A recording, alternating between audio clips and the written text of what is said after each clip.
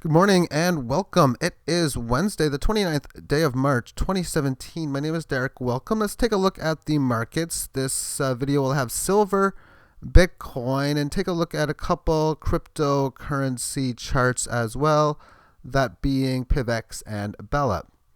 All right, so without further ado, current phase is still, I just broke Fibonacci, short-term resistance only, as the market stays in the same trend.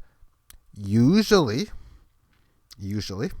when you don't resist an area like this, which is big Fibonacci, and or any major level for that matter, and it continues to go up and doesn't find support, you usually have a fast move to the next key high. And, well, it has to complete it in the next couple days to make it a fast move. This move here was fast, but not so much. Now, as far as the trend is concerned, a couple sideways days consolidating from really a 2 upward period gain from the 18 average band liftoff. So that in itself is productive as far as technical analysis is concerned. Big support is at 1787. What would be ideal is if it was to find support there to wait a couple days or stay there for a couple days when it does find support to meet up with this 18 average rising band. It's an interesting situation because now that I look at this, I've talked about this failed breakdown possibility. Failed move, fast move to the upside. With that being stated, what happens if, say, something like this happens? Well, what happens is big movements, regardless. So the way I look at this now, within this range of 1684 to 1854, it seems as if an interesting break of either one is going to occur. Most likely on the short run, a move to this level is going to happen with support and the number I just mentioned holding. That's the near-term analysis that I can give. And it's an interesting market, to say the least, because after, as I've been stating, this was OMG. And this here, without any bounces really on either side, interesting to say the least. Moving on to the Bitcoin chart. And like silver's had 2 days of consolidating its gains, now so has the Bitcoin chart. To reverse the trend, step number one is flattening out this band, and that's really what it's doing now. And staying within this range, and we can see it's a little under 1,000 as far as the lower end.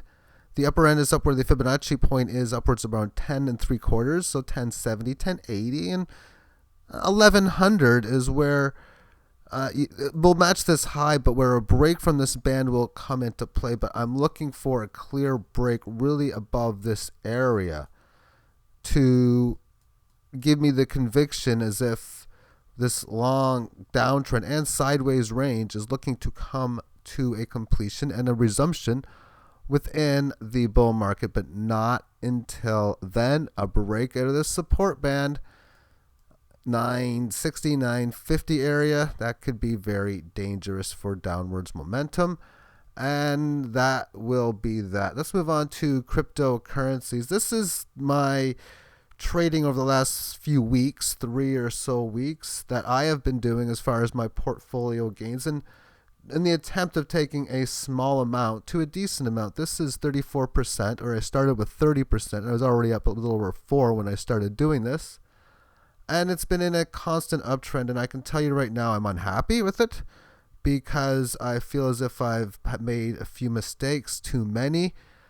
I feel as if I've been too lucky, and it's been as boring as anything. And I'm going to get into that more than anything right now, because this was the PIVX hourly chart when I last shown it on March the 25th.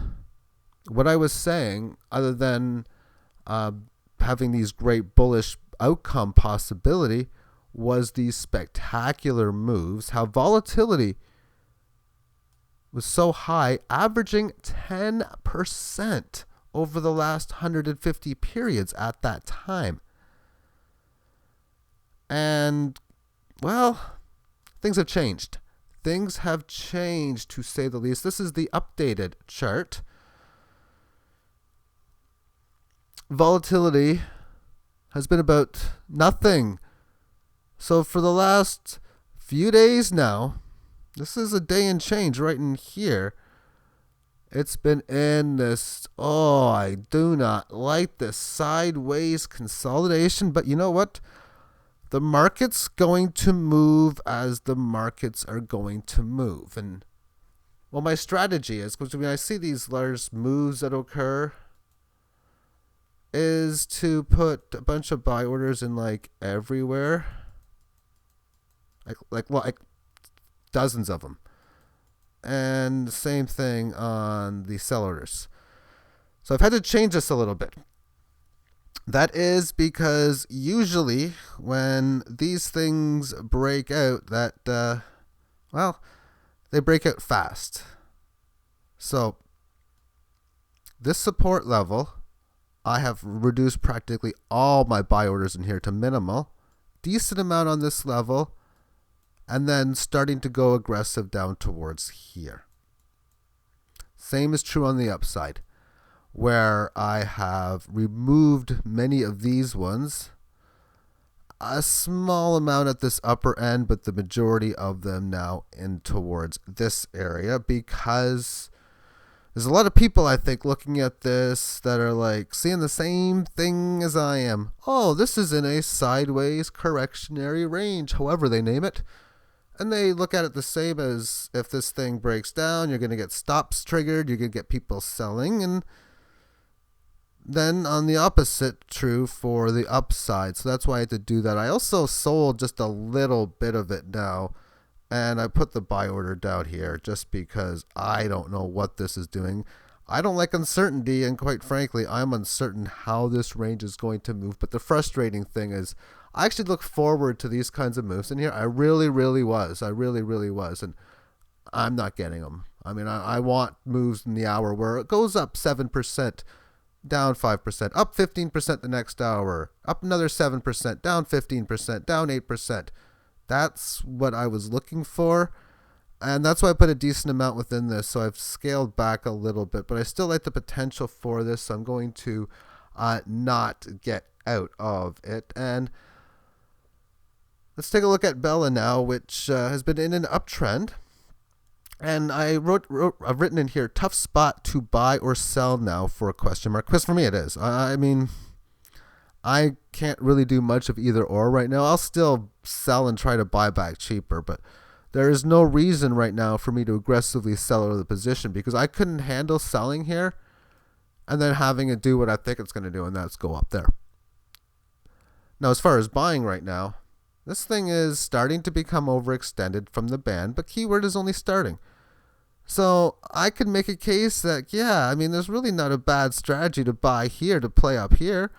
By all means, there's a decent line difference. If I think it's going to go to 12, 13,000 and it's at 8,000 now, well, that's 50% that could still be gained. So that's why I put the question mark. However, I consider the best buying spots, and I'll give you the reasons for each one, to be at 6,500, 5,600, and 47. 6,500 is previous high. And that's what a lot of people look at. 5,600 is the 38.2%, Fibonacci from this low and the new high right now. So that's why I like 56 as the next level, and 47 is this Fibonacci in here. I don't like any buy orders below that. Maybe 4,000, but it shouldn't go down that much more for any large corrections, because what I do think is going to occur is that it's going to continue its momentum towards here, but it sure as heck wouldn't surprise me if definitely the 56 or 65s come into play, because the band right now, we can see the lower end of it, it's at 51. So any test within this 18 average band would coincide with these two levels. And the volatility I've gotten bold in here as well. It's the same program I use, just to put different data in than I did with the other one. But when you have daily volatility consistently over 10% every day like this is why the crypto trading to me is multiple folds times more profitable than a lot of these normal markets have been, traditional ones. And I kind of wonder about traditional day traders and those that make the money on the markets because they trade Google and Apple and SPY and GLD or whatever it is that they're trading on there, that if a lot of them have actually transitioned into this because they see, okay, wait a second here. This is a chart that would normally occur, like a weekly chart with 12% volatility. And you're happy to see that. I mean, if I can get a weekly chart that moves 17% in a week, I love it. How about a daily chart that does it? Which is why when I first seen this PIVX one and it had 10% median hourly, I was licking my chops. And you lick your chops to say, oh man, this is going to be fun. And oh yeah, how fun is that? Well, at least I got to enjoy this play here. This was fun to play in here, but that's been it for the volatility. Even this was decent. This isn't. Take care. Have yourself a great day.